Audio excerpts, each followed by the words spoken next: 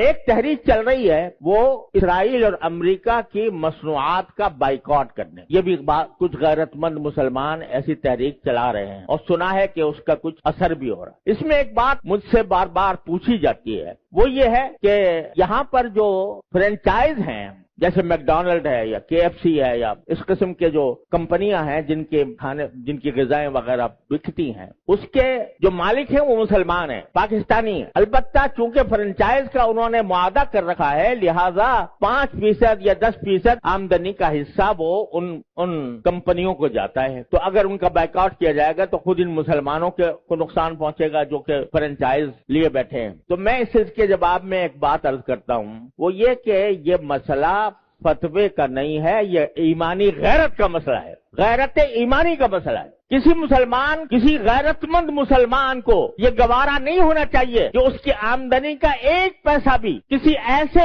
شخص کو پہنچے جو اسرائیل کو مدد دے رہا ہے۔ یہ انسان کی ایمانی غیرت کا تقاضا ہے۔ یہ کہنا کہ بھئی 5% جاتا ہے، اب 95% تو ہم کھاتے ہیں۔ ارے بھائی 95% آپ کھا چکے، بہت الحمدللہ، کافی آپ نے نفع بنا لیا۔ اب آپ یہ تو کر سکتے ہو کہ اس فرنچائز کو ختم کر کے اپنا کاروبار شروع کر دو۔ اگر اس کو ختم کر کے اپنا کاروبار شروع کرو گے تو ذرا تھوڑا سا پتہ تو چلے گا ان کو کہ یہ جو ہم دنیا بھر کے اندر ہم اپنی مصنوعات چلا رہے ہیں، دنیا بھر میں ہمارا سکہ چل رہا ہے، اس کا کچھ اثر تو ہوگا۔ یہ کہنا کہ 5% جا رہا ہے ان کو اور ہم نے 5% جا کے کیا اس میں کیا فرق پڑے گا؟ آپ ذرا یہ سوچو کہ اگر کوئی میری آمدنی کا 50% نہیں 1% کسی ایسے شخص کو پہنچ رہا ہو جو میرے باپ کے قتل کی سازش کر رہا ہے، گوارا کرو گے کہ میری آمدنی کا 1% ایسے شخص کو دیا جا رہا ہے جو میرے باپ کے قتل کی سازش کر رہا ہے یا میرے قتل کی سازش کر رہا ہے؟ تو یہاں اس کو 1% اور 2% اور 5% سے ناپو گے۔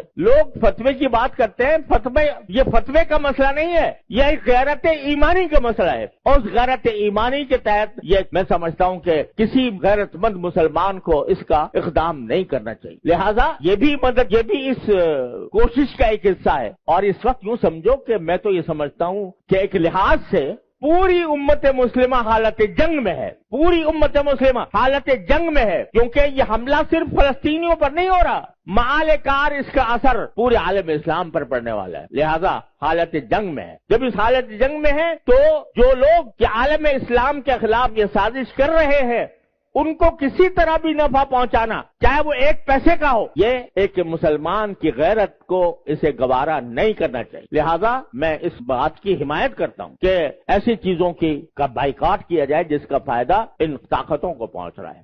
تو اپنی سی کوشش کرو، اللہ تعالیٰ سے دعا جاری رکھو، کوئی وقت خالی نہ جائے جس میں اللہ تعالیٰ سے نہ مانگا جا رہا ہو، اور پھر اللہ کے فیصلے پر راضی رہو۔ پھر جو اللہ کا فیصلہ ہے وہی برحق ہے، وہ ہماری خواہش کے مطابق ہو تو برحق ہے، ہماری خواہش کے خلاف ہو تو برحق ہے۔ تو بس یہ ہے پریشانی کا علاج۔ اللہ تبارک و تعالیٰ اپنے فضل و کرم سے ہم سب کو اس پر عمل کی توفیق عطا فرمائے۔ وآخر دعوانا الحمدللہ رب العالمین۔